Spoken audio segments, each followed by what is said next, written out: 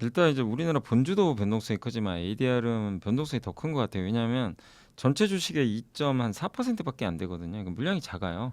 작기 때문에 조그마한 매수 매도에도 당연히 등락은 커질 수밖에 없는 것 같고, 그리고 이제 우리나라는 이미 이제 단일 종목 레버리지 ETF가 출시가 돼 있지만 이 SK하이닉스 ADR을 이제 기초 자산으로 한 그 ETF는 없었잖아요. 근데 이제 이번에 그 대거 출시가 됐습니다. 그러다 보니까 이제 새롭게 ETF가 나오면 ADR에 대해서 이거 설정을 해야죠. 현물을 좀 매수도 하고 포지션을 구축해야 되는데 이게 물량이 적잖아요. 이게 주식수가 많지는 않다 보니까.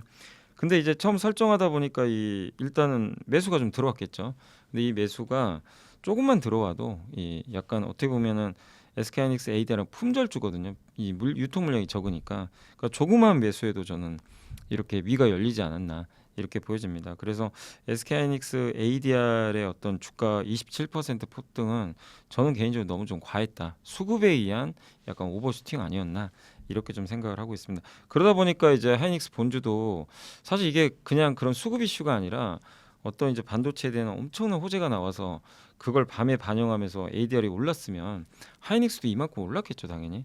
근데 오늘 하이닉스가 8% 정도 올랐으면 많이 올랐지만 ADR보다 한참 못 미치잖아요. 그 이유는 ADR에 대한 어떤 수급 이슈로 올랐다는 걸 시장이 좀 인지를 한 거죠.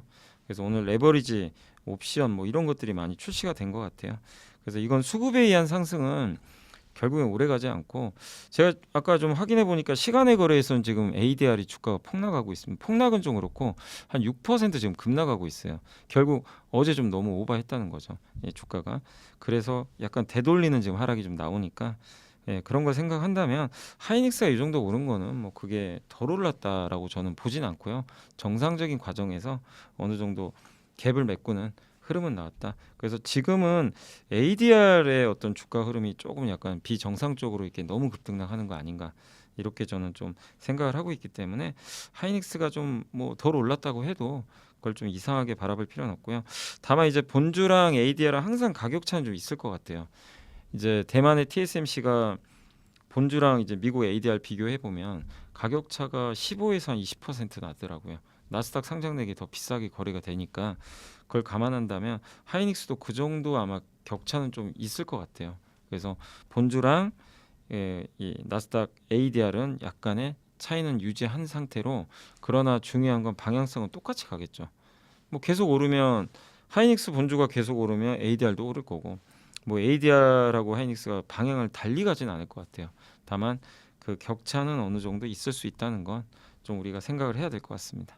이 사이클의 내년이나 내후년은 어떻게 될지 아무도 모르잖아요. 지금 메모리 업체들의 이제 가장 큰 고객사인 빅테크가 계속 지금 투자를 하는데, 이거를 이 투자가 뭐 내년 내후년에도 이어진다면 강세론자의 입장에서 보는 게 맞을 텐데, 지금 빚까지 내서 이들이 투자하다 보니까 내년에는 투자가 좀 약간 줄지 않을까 이렇게 또 생각할 수도 있는 거죠. 그래서 수요에 대한 전망도 좀 약간 다를 수가 있는 것 같고, 또 한투증권의 리포트는 사실 내용은 나쁜 건 아니에요. 그러니까 숫자만 보면 좀 추정치를 낮췄지만 HBM3E라고 하죠. 요거를 하이닉스가 작년 연말에 계약을 맺었는데 보통 1년 단위로 계약을 맺어요. 그래서 올해 물량을 다 완판을 했죠.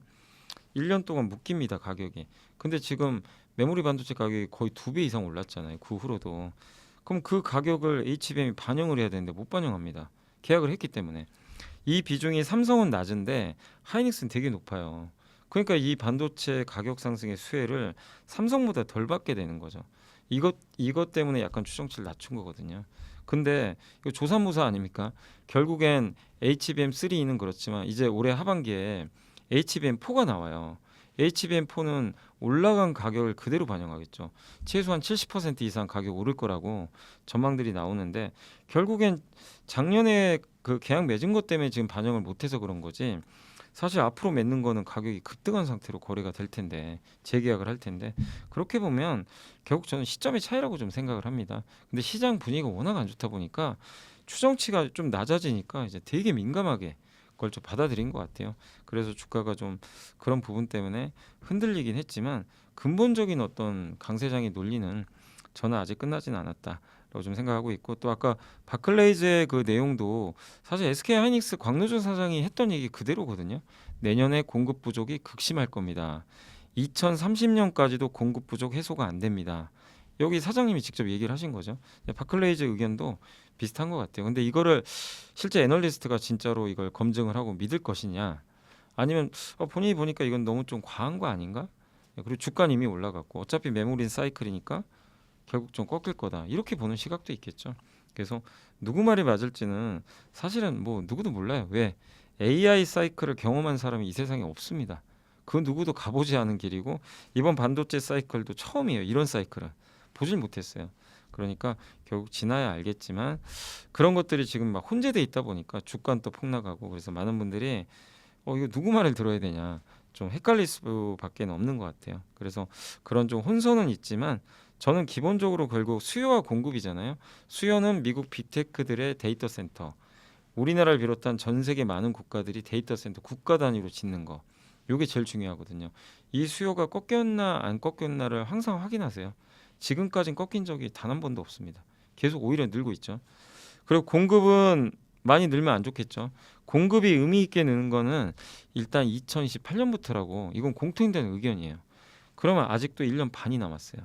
그거를 지금 반영한다면 너무 가혹한 것 같고, 1년 반이나 남았으면 아직은 좀 28년도로 우리가 생각할 그런 구간은 아니잖아요. 거기에 동조를 하신다면 지금 반도체를 긍정적으로 보셔도 되겠죠. 그러니까 어떤 수요와 공급을 한번 보시고, 내가 어디에 기준점을 놓고 이걸 좀 판단을 할까, 그렇게 보시는 게 좋을 것 같고, 그게 아니라 주가 빠지면 비관론 됐다가 주가 오르면 또 낙관론 됐다가, 이러면 정말 계좌가 녹아버리거든요.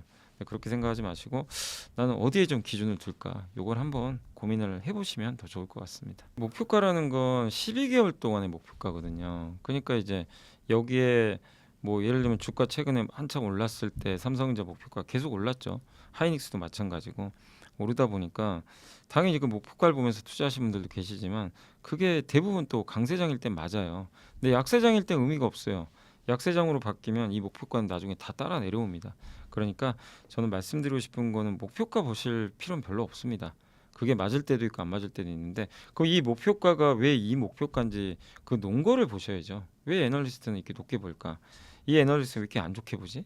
요 논거를 보시고 읽어보시면 답이 나오잖아요. 근데 우리는 목표가만 보거든요. 그러면 안 돼요. 그래서 내용을 찬찬히 읽어보시고, 누구 말이 맞을지는 사실 모르는 거잖아요. 그 누가 단정을 하겠어요.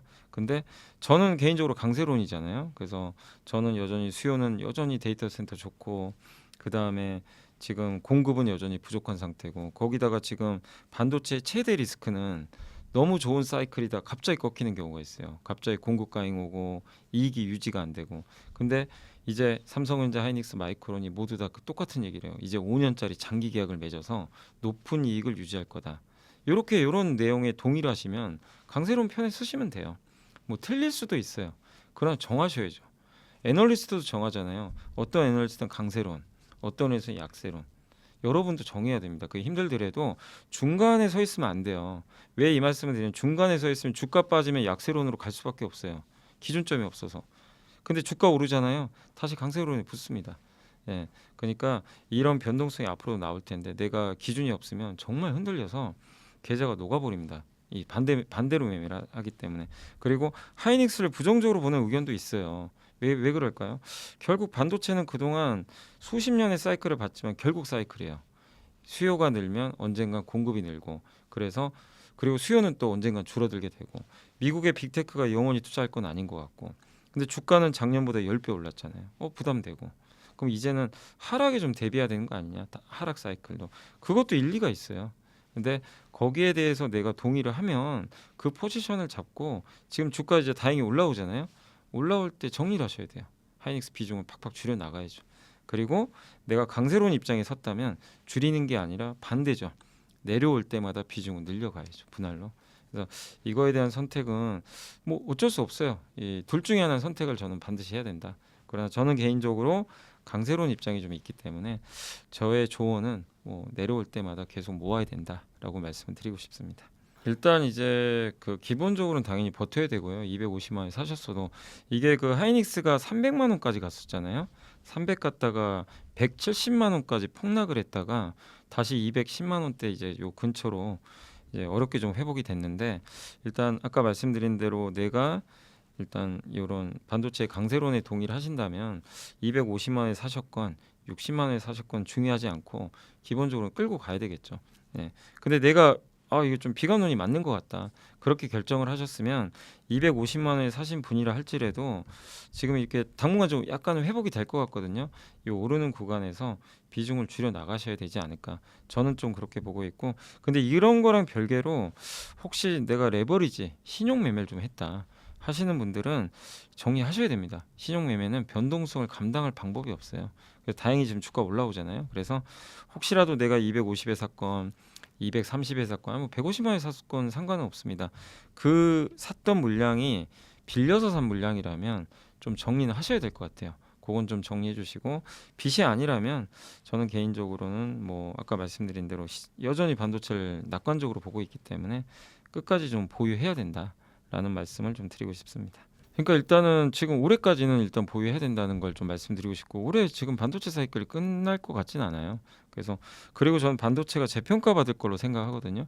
아직도 시장은 반도체를 너무 사이클만 탄다 이렇게 보는 시각도 일부 있지만, 반도체 5년짜리 장기 계약은 본 적이 없는 거거든요. 그럼 이걸 삼성하이닉스가 하자는 게 아니라 뭐 미국 빅테크가 먼저 와서 우리 좀 5년 계약 맺자 이렇게 요청을 하고 있으니까 이게 무슨 일이냐 이거죠. 왜 이들이 이 높은 가격에 저 비싼 가격에 5년 동안 이걸 묵고 싶어 하는 거지? 물량을 받고 싶어서 그런 거죠. 반도체가 너무 부족하니까. 그들이 더 안달이 난 거죠. 네, 그만큼 데이터 센터가 지금 많이 필요한 거고 메모리가 필요한 거니까.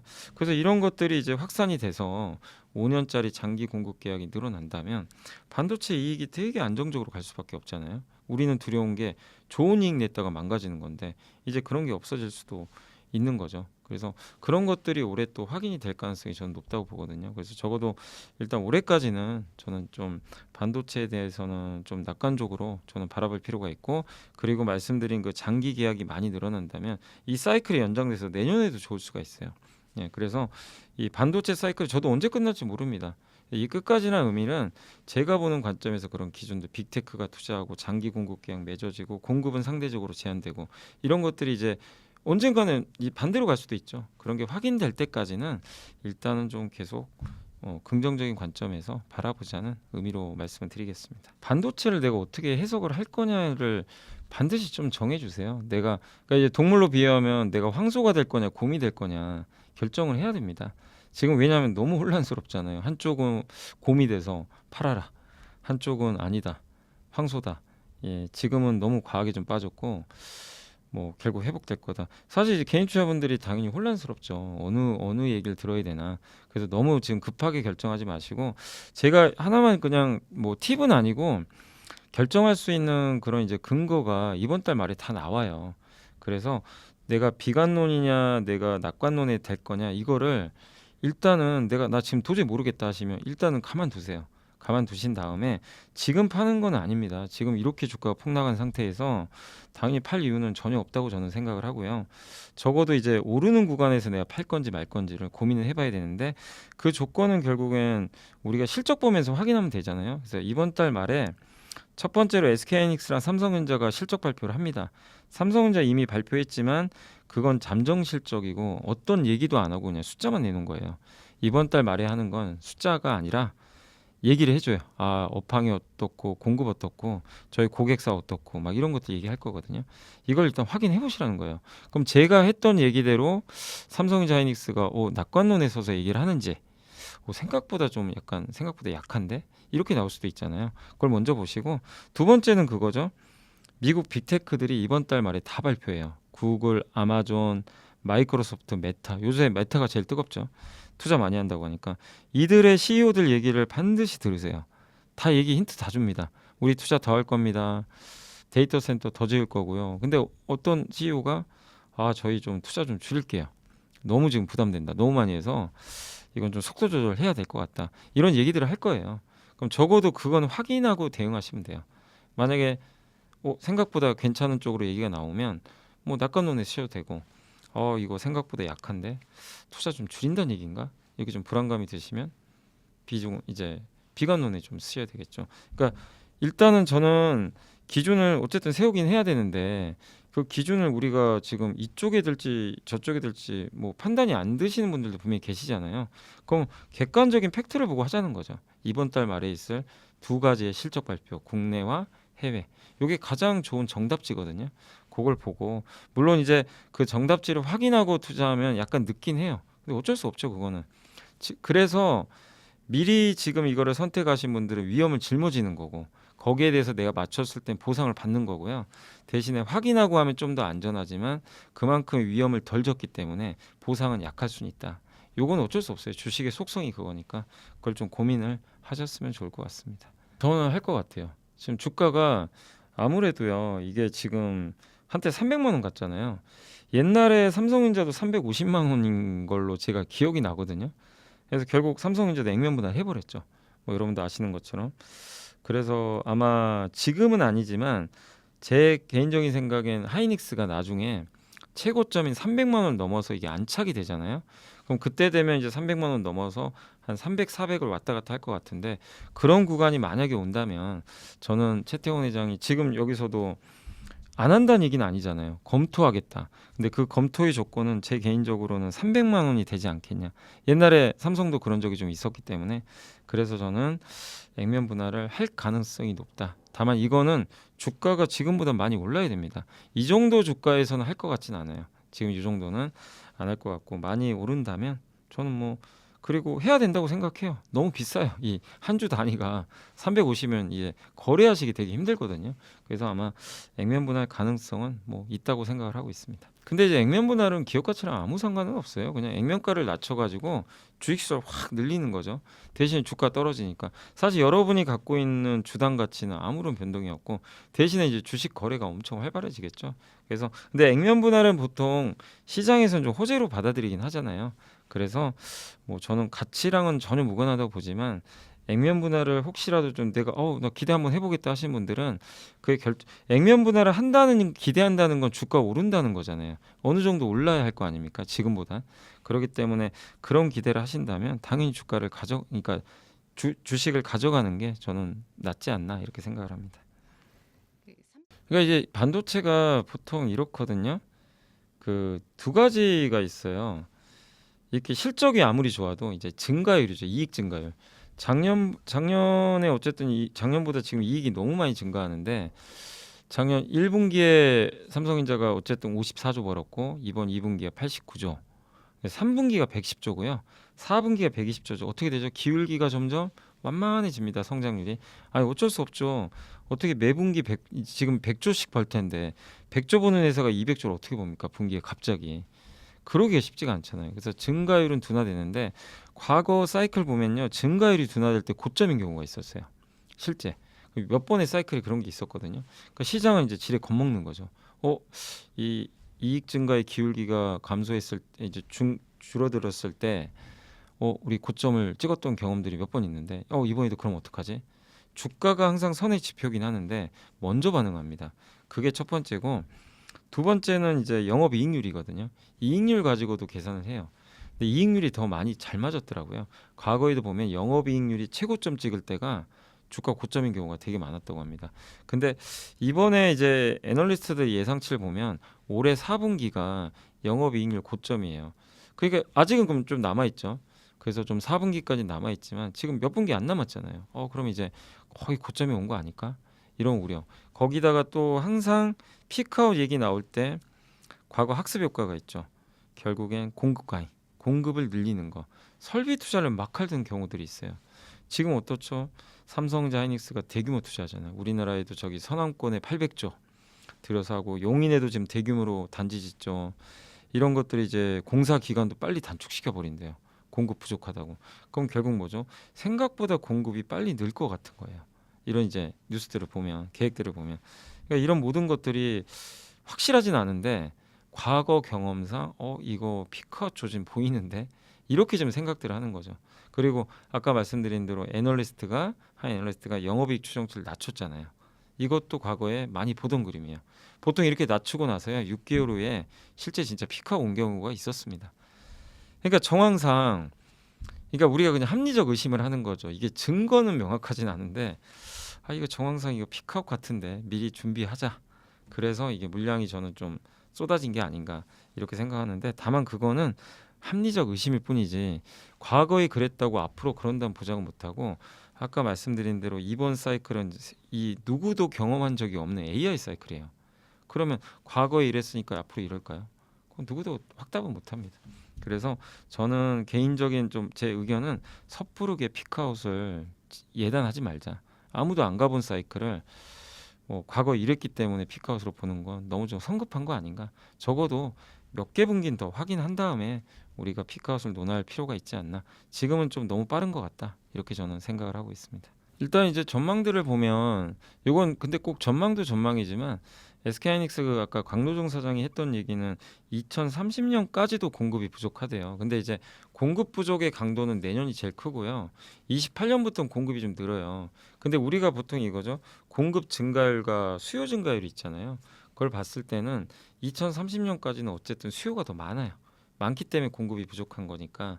근데 그 강도 자체는 조금씩은 이제 27년을 정점으로 완화되긴 시작한다.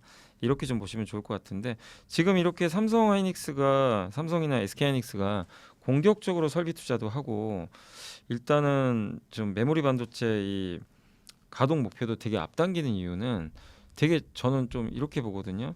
이들 입장에서도 이 공급 부족이 너무 장기화되는 게 불편한 거예요.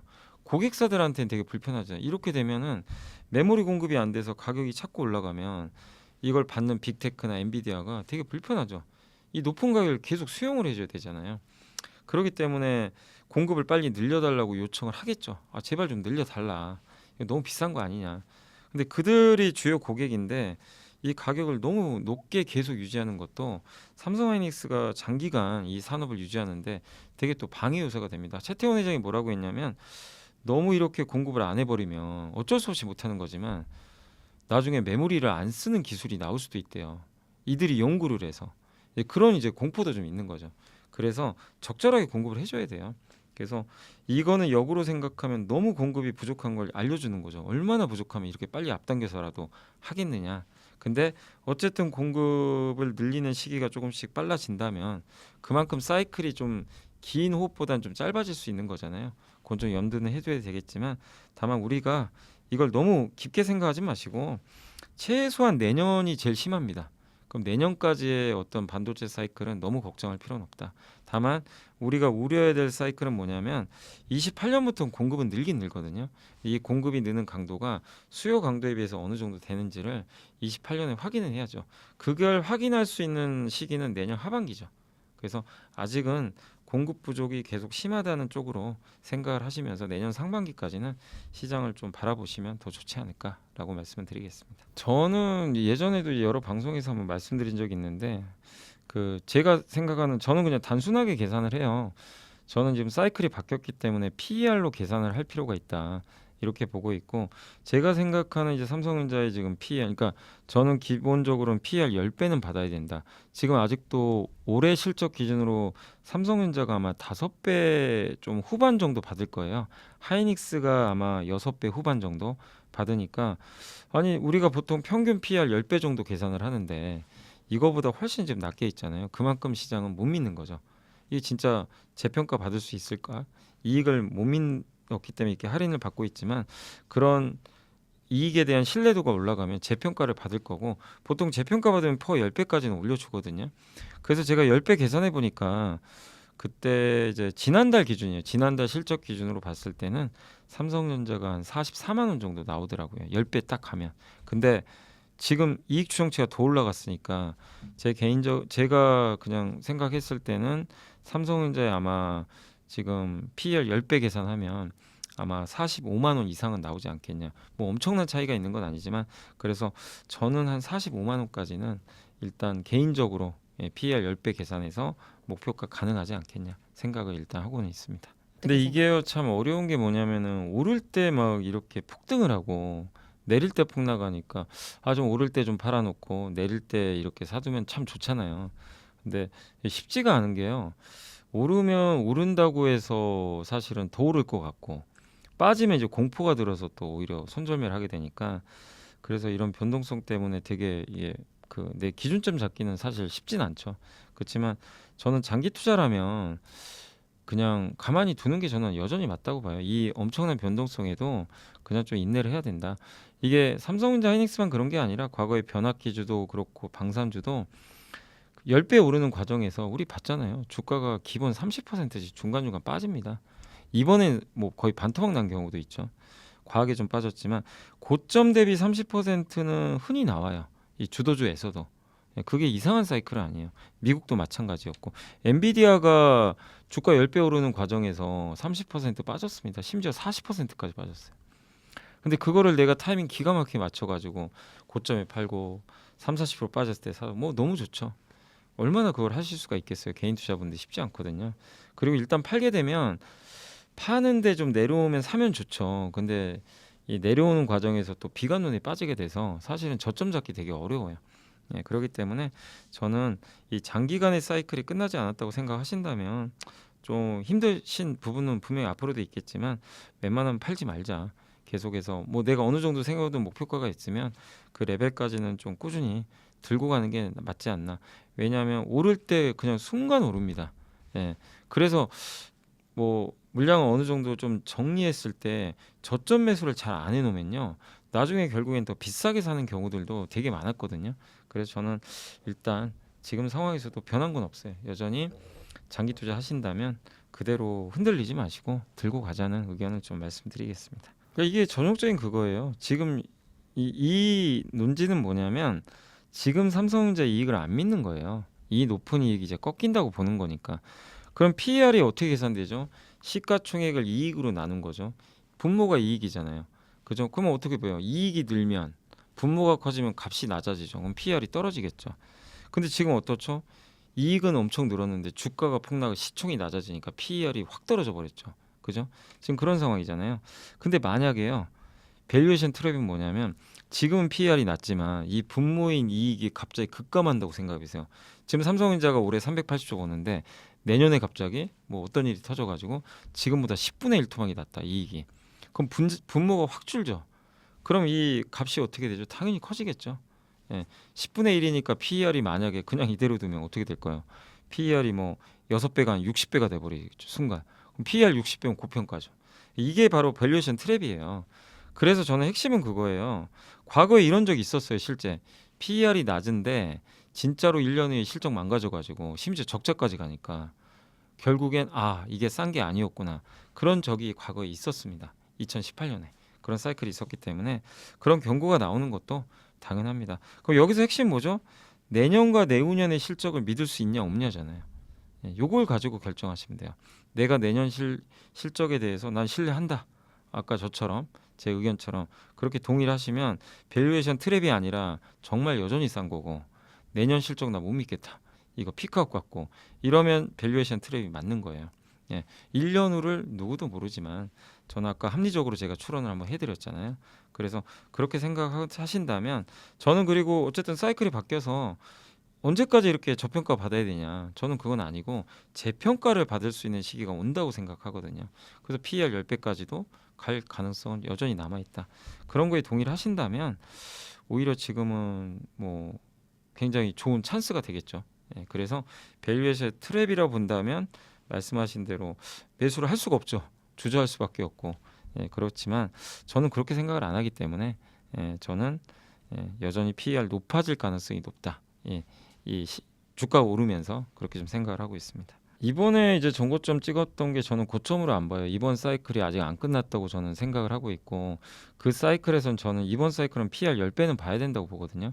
PER 10배 기준으로는 아까 말씀드린 삼성전자가 45만 원 정도 나오고 SK하이닉스가는 한 10배 찍고 왔어요. 실제 301만 원, 305만 원 나오더라고요. 이번에 301만 원 찍었는데 근데 하이닉스는 왜 찍었냐면 ADR 상장 때문에 혼자 그냥 독주했어요. 갑자기 그 이벤트가 끝나서 이제 급락한 건데 그래서 하이닉스는 어쨌든 한번 찍었고 삼성은 아직 못 찍었다고 저는 생각하거든요. 그래서 저는 어쨌든 두 기업 다 다시 PER 10배 도전할 수 있다고 저는 생각을 하기 때문에 다시 한번 정고점은 저는 한번 도전하지 않겠냐. 속도는 좀 느릴 거예요. 상반기보다는 좀 완만하게 가면서 이렇게 좀 그 10배까지는 좀 한번 터치하러 가지 않겠냐. 삼성전자가 고점이 38이잖아요. 그래서 삼성전자가 조금 더 이제 가는 거는 뭐 저는 부담은 없을 것으로 이렇게 이번에 PER 10배까지는 아직 못 갔기 때문에 삼성이 전고점 돌파하는 거는 저는 그렇게 어렵진 않을 걸로 예상은 하고 있습니다. 그러니까 이제 TSMC가 만드는 거는 대부분이 그거죠. 엔비디아의 그 AI 가속기죠. 요거를 도맡아서 만들어주는 독점 기업이니까 요게 지금 그 TSMC가 공간이 없나 봐요. 이 공장에서 만들 수 있는 공간이 없어서 공급이 되게 부족하다고 합니다. 근데 그런 것들이 지금 이제 실적 발표를 통해서 어느 정도 공급이 부족한지 그걸 좀 우리가 알 수 있을 것 같고, 그리고 지금 결국 그런 걸 통해서 엔비디아 수요를 예측할 수가 있잖아요. 이게 왜 중요하냐면 엔비디아 AI 가속기 수요가 많아야 거기에 결국 우리나라 메모리 반도체가 들어가죠. HBM 이런 게 들어가고, 소캠이라 그래서 그 범용 반도체는 소캠이란 모듈이 있어요. 여기다 꽂아가지고 공급을 하거든요. 그래서 우리나라 지금 반도체가 엔비디아에 직접 공급하는 게 20%가 된대요. 전체 물량에. 그게 이제 어디에 들어가죠? TSMC의 AI 가속기에 들어가요. 만드는 거기에. 그래서 당연히 TSMC 실적은 너무 중요합니다. 근데 여기서 혹시 예상보다 수요가 좀 약하거나 우리 기대치를 못 미친다, 이러면 이제 우리나라에도 방해 데미지가 오겠죠. 그래서 중요한 거는 TSMC가 만드는 엔비디아의 AI 가속기가 우리 예상을 넘는 수요가 나오는지 그걸 한 번 더 확인을 해보시면 좋겠고, 그냥 TSMC가 좀 계속 증설을 하면 좋을 것 같아요. TSMC가 좀 보수적인 회사거든요. 증설을 지난 몇 년간 못했던 것 같더라고요. 그래서 지난 1분기 실적 발표할 때 부랴부랴 증설하게 또 발표를 한 거예요. 굉장히 높은 단위로. 근데 어쨌든 증설을 한다는 얘기는 뭐죠? AI 가속기를 많이 만들 거고, AI 가속기가 많이 만들어지면 우리는 메모리를 거기다 더 넣을 수가 있잖아요. 그래서 되게 좋은 거거든요. 그래서 한 번 더 확인하실 거는 우리가 생각한 것보다 시장이 예상한 그 눈높이보다 증설을 더 할 수 있는지 요걸 좀 더 확인하시면 어쨌든 그런 걸 가지고 우리 삼전 닉스의 아마 주가에도 저는 좀 영향을 주지 않겠냐. 숫자는 좋을 거예요. 뭐 숫자 자체를 의심할 필요는 없습니다. TSMC 매 분기 지금 매월 데이터 나오죠. 매월 실적을 발표하는 기업이 TSMC인데 이번 6월 실적도 너무 좋았어요. 그러니까 2분기 실적은 의심할 필요는 없어요. 다만 우리 예상보다 더 좋을지 아니면 증설을 더 할 건지, 그리고 AI 가속기 수요가 어떤지 이런 거를 한 번 더 검증을 해봐야 될 것 같습니다. 그러니까 이게 이제 그 의심은 있는 것 같아요. 대부분 뭐 줄지는 않을 거로는 보는데 과연 계속 할 건가, 이거를 끝없이 이제 요거에 대한 의심은 있어요. 왜냐하면 빚까지 내서 할 정도니까. 그래서 그거에 대한 좀 판단을 해야 될 것 같아요. 그래서 이번에 7월 말에 발표한 실적 발표에선 좀 중요한 게 당연히 투자는 더 늘릴 거예요. 뭐 이번 2분기에도 더 좋은 얘기를 하겠지만 과연 앞으로도 몇 개 분기 뭐 몇 년 동안 우리 예상보다 더 많이 늘릴 건지 이런 스케줄이 좀 장기간 나올 수도 있거든요. 그래서 이런 현금이 좀 부족하건 우리가 빚을 내선 하건 간에 투자에 대해서 우리 예상보다 더 높은 수치로 계속 투자를 하겠다고 얘기를 해주면 시장은 굉장히 안도를 하겠죠. 아, 끝까지 투자하는구나 이렇게 생각할 텐데, 이제 투자는 어쨌든 당분간 늘리긴 하는데 효율성은 좀 고민해 보겠다. 예, 지출에 대해서 영원히 할 수는 없다. 뭐 약간 빚내서 하는 거 부담된다. 막 약간 이런 멘트가 나오면 이거 결국 언젠간 투자 사이클 끝나는 거 아니야? 이런 또 의심이 나올 수 있겠죠. 그래서 결국엔 빅테크 CEO들의 어떤 발언은 정말 중요할 것 같아요. 그걸 조금 더 확인해 보시면 좋겠고, 지금 약간 이제 치킨 게임 양상으로 가는데, 근데 역으로 이런 생각도 해보세요. 왜 이들은 이렇게 치킨 게임 하려고 할까? 치킨 게임의 목적은 뭐죠? 나 혼자 1등 하겠다는 거잖아요. 그러면 이들은 1등을 해야 될 정도로 좀 절박해요. AI 투자를 못해서 내가 여기서 만약에 멈칫해요. 그럼 그게 어떻게 되죠? 당연히 꼴찌 갑니다. AI 1등은 될 수가 없어요. 지금 다 투자하니까. 과연 그걸 선택할까요? 그럴 가능성 거의 없죠. 이번에 원래 메타가 꼴찌거든요. AI 모델 중에. 옛날에 아마 라마라는 모델 아마 기억하실 거예요. 근데 이번에 저커버그가 갑자기 그 얘기를 했죠. 자기 트위터에다 뮤즈 스파크 1.1이라는 모델을 공개했어요. 이거 최고 성능 모델이고, 나 미국의 유명한 회사들 예를 뭐 오픈 AI, 클로드, 또 제미나 있죠. 여기랑 경쟁해 보겠다. 가격은 우리 반값입니다. 이렇게 선전포고를 했어요. 제일 꼴찌가 이렇게 갑자기 선전포고해서, 그리고 그 다음날 데이터 센터 용량을 더 늘리겠다고 발표를 실제 합니다. 이렇게 나오는데 1, 2, 3등은 무슨 생각하고 있을까요? 꼴찌가 오니까 무서워서 도망갈까요? 아니죠.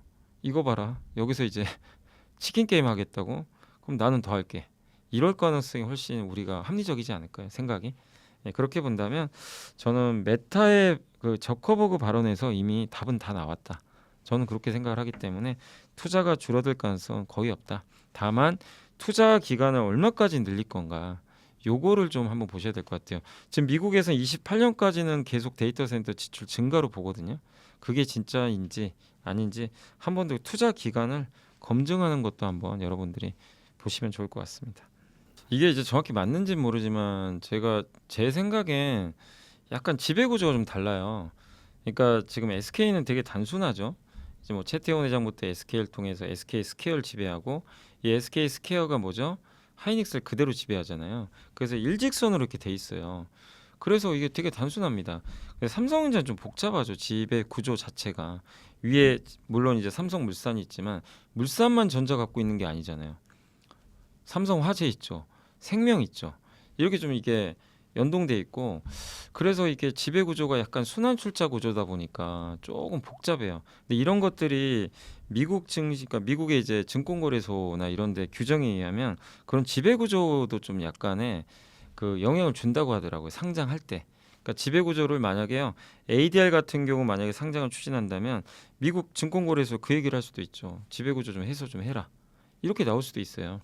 그래서 아직 삼성전자는 보험사들이 갖고 있는 그 삼성전자 지분도 아직은 좀 많이 있기 때문에 이런 것들에 대한 해소 과정도 필요하거든요. 그래서 하이닉스랑은 좀 달라요. 그래서 제 생각엔 하이닉스처럼 이렇게 단순한 지배 구조가 아니다 보니까 아마 이걸 추진하는 과정에서 아마 검토를 해봤을 것 같아요.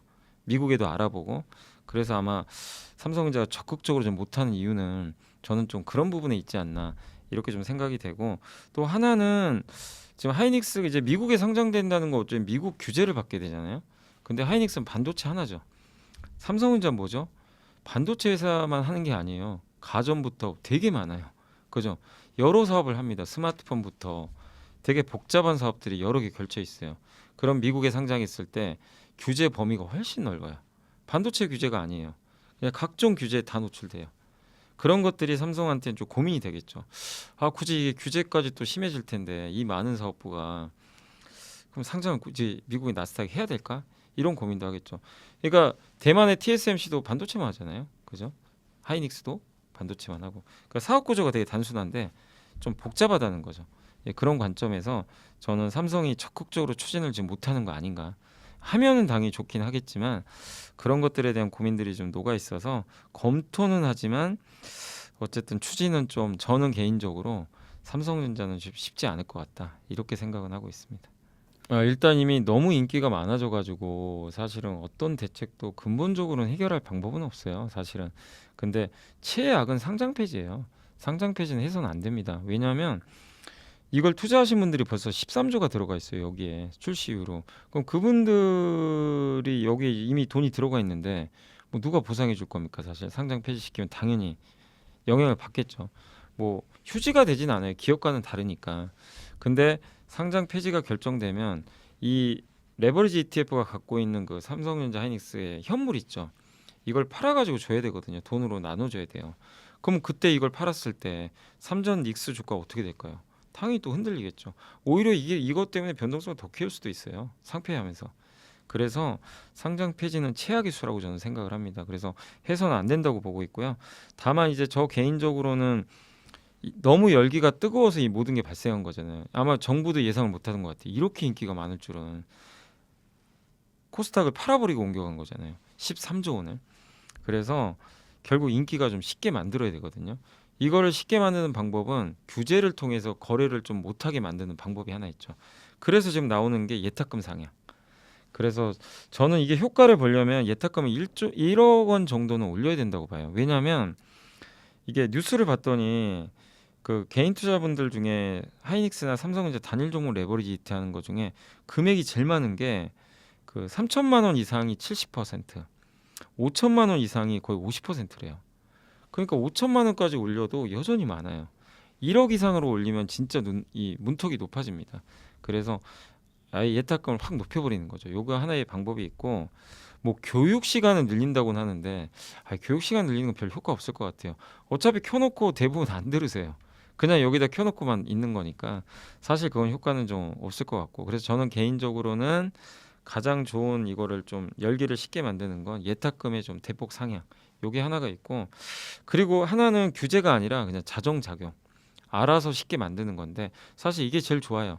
근데 일단 어제도 그렇고요. 오늘도 그렇고 단일 종목 레버리지 ETF에서 돈이 빠지기 시작했어요. 오늘도 단일 종목 레버리지 ETF에서 그 어떤 특정 이제 16개가 있잖아요. 16개의 ETF가 모두 인기가 있는 게 아니라 뭐 순서대로 있겠죠. 시가총액이 큰 거.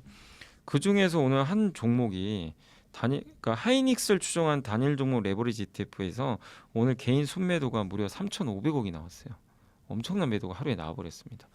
약간 자정작용이 실제 일어나고 있어요. 그래서 열기가 조금씩 식곤 있거든요. 그래서 이 상황에서 예탁금을 딱 올리면 열기가 더 식을 가능성이 높기 때문에 너무 무리해서 막 이것저것 규제하는 것보다는 예탁금 올리는 정도에다가 조금 실제로 지금 매도가 나오니까 자동적으로 좀 열기가 쉽게 만드는 게 저는 가장 좋은 뭐 방법 아닌가 이렇게 좀 생각을 하고 있습니다. 버티시면 안 돼요.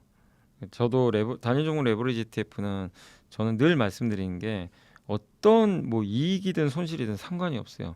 내가 들어갔으면 최소 3일 안에 무조건 잘라야 됩니다. 이익도 잘라야 되고요. 손실도 자르셔야 돼요. 이거는 단기 방향성 베팅하시는 거예요. 장기 방향을 보고 투자하는 게 아니라 주가가 반토막 나도 혹시 만약에 내가 샀는데 주가 반토막 나면 어떻게 될까요? 레버리지 ETF는 어떻게 되는 거죠? 최소 90% 폭락합니다. 그러겠죠. 두 배를 추정하니까 상패 그러니까 0으로 가진 않아요. 그렇지만 거의 90%. 근데 만약에 주가 지수 이 하이닉스가 두 배 올라서 두 배 오르면 본전이죠. 예. 50% 빠졌을 때 두 배 오르면 원금 회복은 되는데 레버리지 ETF는 어떻게 되는 거죠? 90% 빠졌는데 주가가 두 배 올랐어도 레버리지 ETF는 90에서 두 배 올라봐야 원금 회복이 안 됩니다. 10배가 올라야 돼요, 거의. 쉬운 일이 아니라는 거죠. 음의 복리 효과라 그래요. 그래서 단일 종목 레버리지 ETF를 꾸준히 들고 가는 방법은 내가 사자마자 계속 올라야 돼요. 끝없이 올라가야 됩니다. 하락하는 순간 두 배씩 빠져버려요. 그래서 절대 장기 투자하는 거 큰일 납니다. 그냥 나는 여기 그 위험의 한복판에 내 계좌를 그냥 던져버리겠다는 건 똑같은 거거든요. 그냥 상어들의 먹잇감이 되는 거예요. 바다 한가운데서. 그럼 안 되잖아요. 그래서 장기 투자하는 거는 한 배짜리 본주를 하시면 되는 거고 두 배의 이런 레버리지는 무조건 2, 3일 안에 끊으셔야 됩니다. 다만 이제 시간이 갈수록 주가가 계속 오르는 기업과 아닌 기업은 좀 차별화가 되겠죠. 근데 그 기준점은 저도 실적이 아닌가 싶고 근데 그동안의 과정을 보면 오를 때는 반도체만 오르고 빠질 땐 다 빠지고 막 이런 게 좀 많았는데 일단 이제 반도체로만 쏠리면 좀 어느 정도 완화는 될 것 같아요. 특히 지금 미국 시장에서도 반도체가 최근에 좀 변동성을 보이는 과정에서 뭐 산업재라든가 금융, 헬스케어 이렇게 순환매가 돌고 있거든요. 그리고 보통 이렇게 금리가 떨어지면 성장주라고 그러죠. 바이오나 뭐 2차 전지나 이런 기업들한테는 좀 모멘텀이 될 수가 있죠. 금리에 대한 부담이 있었으니까. 근데 일단 이제 미국도 금리 인상 우려가 해소가 됐기 때문에 이걸 종합한다면 반도체가 일정 부분 비중은 차지하겠지만 극도의 반도체 쏠림보다는 일정 부분 이제 완화되는 분산이 되는 그런 모습이 나올 것 같고 그 분산에서 선택받는 업종은 당연히 2분기나 올해 하반기에 실적이 좋은 뭐 예를 들면 이제 화장품이라든가 또 최근에 전력기기라든가 뭐 이런 업종들 실적 뭐 좋다고 하니까 그런 실적이 좋은 업종으로 좀 선별해서 좀 이렇게 분산되는 그런 모습이 나올 것 같고 실적이 그렇게 좀 좋지 않은 기업들은 뭐 단기 반등은 하더라도 다시 한번 좀 주가가 지지부진한 모습을 보일 걸로 예상은 일단 하고 있습니다. 포트폴리오 관점에서는 상반기가 너무 쏠렸다면 반도체가 일정 부분은 좀 분산할 필요는 있어요. 왜냐하면 이제 하반기에는 조금 이게 그 집중되는 강도가 좀 약해지지 않겠냐 개인적으로 그렇게 보고 있지만 그래도 우리가 흔히 이제 포트폴리오 구성할 때 이렇게 동그란 원을 그리면 저는 절반 정도는 코어 그러니까 핵심 자산에 비중을 넣어야 된다 이렇게 생각하고 있고 이 지금이 강세장이라고 인정을 하신다면 끝도 결국 모든 것을 결정하는 건 반도체거든요. 반도체가 끝나면 시장도 끝나기 때문에 반도체에 대한 일정한 비중은 반드시 들어가야 돼요. 그러니까 오히려 저는 이렇게 생각합니다. 반도체가 내가 너무 많다. 뭐 예를 들면 어떤 분은 막 70% 80% 갖고 있는 분들 있잖아요. 이런 분들은 좀 줄여서 절반 이하로 낮춰야죠. 그러니까 제가 생각하는 반도체는 최대한 반 정도, 한 50까지는 괜찮은데 그 이상의 비중이 있다면 조금 그걸 줄여서 뭐 금융주든 뭐 조선주든 전력기기든 약간 분산하시면 되겠고, 근데 아예 반도체가 없는 분들도 분명히 있어요. 아니면 너무 적거나 20%.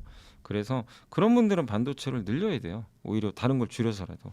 그러니까 이게 내가 어떻게 지금 종목을 갖고 있냐에 따라서 달라지지, 무조건 반도체를 늘려야 된다, 줄여야 된다, 이건 아닙니다. 근데 저는 기준점은 한 반 정도, 반 정도를 AI 반도체라든가 여기 AI 산업과 관련된 기업으로 포트를 좀 꾸려놔야, 지금 사이클은 누가 뭐래도 AI가 이끄는 사이클이고, 특히 미국이 AI 인프라 투자를 많이 하니까 거기에 관련된 기업들이 시장을 저는 끝까지 책임질 거로 보거든요. 그래서 그쪽에 관련된 대표 기업인 이런 반도체를 뭐 반 정도는 좀 가지고 있는 게 좀 낫지 않나. 다만 이제 운영의 묘를 좀 살리기 위해서 삼성전자, 하이닉스만 그동안 반도체로 좀 봤다면 소부장도 좀 넣으시면 좋아요. 여기 반도체 쪽에 일부러 좀 넣어주는 거죠. 뭐 반도체 장비나. 왜냐면 앞으로 반도체 공장을 좀 많이 지을 거거든요. 그러면 낙수 효과가 이 소부장으로 가니까. 그래서 약간 이제 반도체 안에서도 일부 좀 분산은 좀 필요하지만, 전반적인 비중은 저는 반도체는 50 정도는 한번 좀 가져가시는 게 좋지 않을까라고 생각을 하고 있습니다.